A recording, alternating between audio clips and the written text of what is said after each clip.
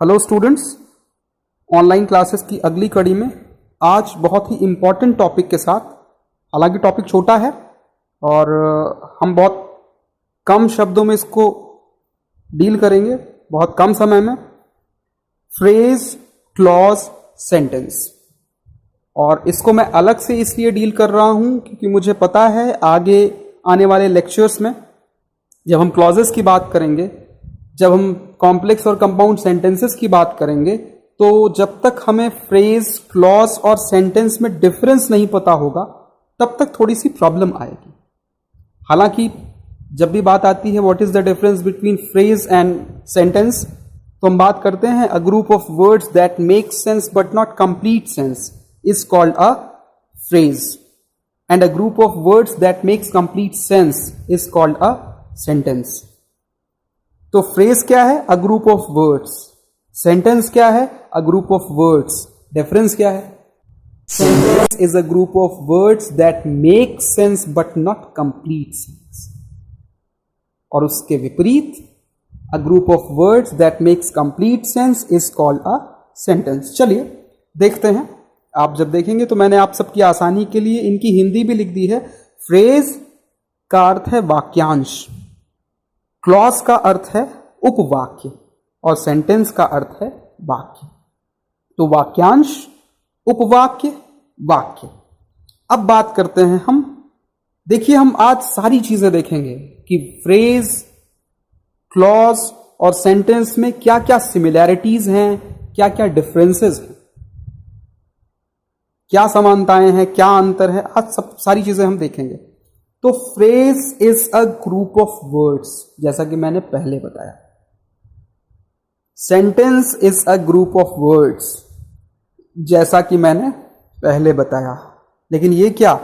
Clause is also a group of words. अब तो लग रहा है कि समस्या और गंभीर हो गई। भाई, सेंटेंस भी ग्रुप ऑफ वर्ड्स, क्लॉज भी ग्रुप ऑफ वर्ड्स, फ्रेज भी ग्रुप ऑफ वर्ड्स। चलिए कोई बात नहीं, ये तो हो गई सिमिलैरिटी। और हमने कहा था कि आज हम सिमिलैरिटी और डिफरेंसेस दोनों देखेंगे। चलिए आगे बढ़ते हैं। फ्रेज के नीचे आप देख रहे होंगे साफ साफ लिखा हुआ है no subject verb combination. No subject verb combination मतलब अगर सब्जेक्ट है और साथ में वर्ब है तो वो फ्रेज नहीं है। अच्छा, तो वो क्या है? सेंटेंस या क्लॉज? देखते हैं। अगर सब्जेक्ट और वर्ब का कॉम्बिनेशन है तो वो क्लॉज हो सकता है, क्योंकि आप क्लॉज के नीचे देखेंगे तो लिखा हुआ है सब्जेक्ट वर्ब कॉम्बिनेशन। अगर आप सेंटेंस के नीचे देखेंगे तो भी लिखा हुआ है सब्जेक्ट वर्ब कॉम्बिनेशन। इसका मतलब अगर सब्जेक्ट और वर्ब का कॉम्बिनेशन है तो वो फ्रेज तो नहीं है, लेकिन सेंटेंस भी हो सकता है और क्लॉज भी हो सकता है। आगे बढ़ते हैं। फ्रेज के नीचे लिखा हुआ है does not give complete sense. ये तो हमने डेफिनेशन से ही बताया था। क्लॉज क्या है? Can give complete sense, can not give complete sense. मतलब क्लॉज दो तरह के हो सकते हैं। एक क्लॉज वो जो कंप्लीट सेंस दे, और दूसरा क्लॉज वो जो कंप्लीट सेंस ना दे। इसका मतलब फ्रेज तो क्लियर हो गया, ग्रुप ऑफ वर्ड्स है लेकिन सब्जेक्ट और वर्ब का कॉम्बिनेशन नहीं है। ग्रुप ऑफ वर्ड्स है लेकिन ना तो सब्जेक्ट वर्ब कॉम्बिनेशन है और ना ही कंप्लीट सेंस देगा। फ्रेज क्लियर हो गया। On the wall, on the wall subject नहीं है, वर्ब नहीं है। ग्रुप ऑफ वर्ड्स तो है, सब्जेक्ट वर्ब का कॉम्बिनेशन नहीं है। दीवाल पर, अच्छा अर्थ भी नहीं निकल रहा है, चलिए फ्रेज हो गया। In the water group of words है। इन द वाटर में कुछ सब्जेक्ट जैसा नहीं है, वर्ब नहीं है। पानी के अंदर, पानी में, मीनिंग तो आ रही है लेकिन पूरी नहीं आ रही है, चलिए फ्रेज हो गया। Over the horizon, over the horizon क्षितिज के ऊपर। सब्जेक्ट है? नहीं है। वर्ब है? नहीं है। मीनिंग आ रही है? हाँ, आ तो रही है लेकिन पूरी नहीं आ रही है। चलिए ये फ्रेज हो गया। फ्रेज तो क्लियर हो गया। फ्रेज क्लियर हो गया। अ ग्रुप ऑफ वर्ड्स, शब्दों का समूह होगा, लेकिन उसमें ना सब्जेक्ट होगा, ना वर्ब होगी, ना उसकी मीनिंग आएगी। पूरी मीनिंग आएगी लेकिन स्पष्ट और पूरी मीनिंग नहीं आएगी। फ्रेज क्लियर हो गया। लेकिन क्लॉज और सेंटेंस अब भी एक जैसे लग रहे हैं। ग्रुप ऑफ वर्ड्स दोनों में है, सब्जेक्ट वर्ब का कॉम्बिनेशन दोनों में है। हां, तीसरे में एक अंतर है। क्लॉज कंप्लीट सेंस दे भी सकता है और कंप्लीट सेंस नहीं भी दे सकता, लेकिन sentence always gives a complete sense. अच्छा, तो उस क्लॉज का क्या होगा जो कंप्लीट सेंस देगा? भाई क्लॉज दो तरह का हो सकता है, एक वो जो कंप्लीट सेंस दे और दूसरा वो जो कंप्लीट सेंस ना दे। अगर कंप्लीट सेंस नहीं दे रहा है तब तो ठीक है कि चलिए भाई ठीक है, ग्रुप ऑफ वर्ड्स होगा, सब्जेक्ट वर्ब का कॉम्बिनेशन होगा, कंप्लीट सेंस नहीं देगा तो वो क्लॉज है। लेकिन अगर ग्रुप ऑफ वर्ड्स भी है, सब्जेक्ट और वर्ब का कॉम्बिनेशन है भी है और कंप्लीट सेंस भी दे रहा है, तब वो क्या होगा?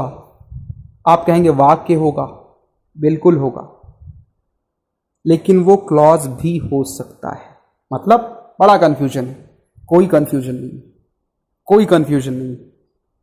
Group of words, subject verb combination meaningful, तो वो सेंटेंस भी हो सकता है और क्लॉज भी हो सकता है। अर्थात सारे के सारे सेंटेंसेस क्लॉज हैं। अर्थात सारे के सारे सेंटेंसेस क्लॉज हैं, लेकिन सारे के सारे क्लॉजेस सेंटेंस नहीं। मैं फिर से दोहराता हूं, सारे के सारे सेंटेंसेस क्लॉज हैं, लेकिन सारे के सारे क्लॉजेस सेंटेंस नहीं हैं। कौन से क्लॉजेस सेंटेंस नहीं हैं? जिनका कंप्लीट सेंस नहीं है, जो अपने कंप्लीशन के लिए किसी पर डिपेंड हैं। इसीलिए आप देखते हैं क्लॉजेस दो तरह के होते हैं, एक प्रिंसिपल क्लॉज और दूसरा सबऑर्डिनेट क्लॉज। प्रिंसिपल क्लॉज एक तरह का सेंटेंस है क्योंकि उसकी मीनिंग पूरी है, वो किसी और पर डिपेंड नहीं है।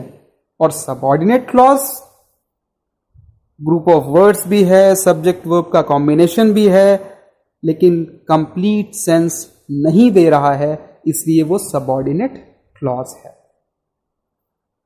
एग्जाम्पल देखते हैं, बहुत ही सरल सा एग्जाम्पल लिखा हुआ है नीचे।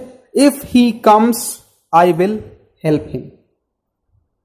If he comes I will help him. दो हिस्सों में इस सेंटेंस को आप साफ साफ देख रहे होंगे। पहला, इफ ही कम्स, अगर वह आता है। अगर वह आता है तो क्या? अगर वह आता है, if he comes, group of words है। हां भाई, ग्रुप ऑफ वर्ड्स तो है, 3 वर्ड्स। सब्जेक्ट वर्ब का कॉम्बिनेशन है, ही है तो सब्जेक्ट भी है, कम्स है तो वर्ब भी है, इसका मतलब सब्जेक्ट वर्ब का कॉम्बिनेशन भी है। लेकिन अगर वह आता है, क्योंकि पूरा सेंस नहीं डिलीवर कर पा रहा है, इसलिए ये सबऑर्डिनेट क्लॉज है। अच्छा, I will help him, I subject है। अच्छा वर्ब भी है, ठीक है, ग्रुप ऑफ वर्ड्स भी है, ठीक है, पूरी मीनिंग भी दे रहा है, प्रिंसिपल क्लॉज। और ये एक तरह का सेंटेंस भी है। He is playing in the field. आपको क्लियर करने के लिए मैंने एग्जाम्पल दिया है। In the field group of words है, लेकिन इसमें सब्जेक्ट भी नहीं है, वर्ब भी नहीं है, मीनिंग नहीं आ रही है, इसलिए ये फ्रेज है। और he is playing in the field, इसकी पूरी की पूरी मीनिंग आ रही है, तो ये है सेंटेंस। सो स्टूडेंट्स, बहुत ही इंपॉर्टेंट चीज थी ये, फ्रेज, क्लॉज, सेंटेंस। याद रखना है, ग्रुप ऑफ वर्ड्स सब हैं, लेकिन फ्रेज में सब्जेक्ट और वर्ब का कॉम्बिनेशन नहीं है, जबकि क्लॉज और सेंटेंस में सब्जेक्ट और वर्ब का कॉम्बिनेशन है।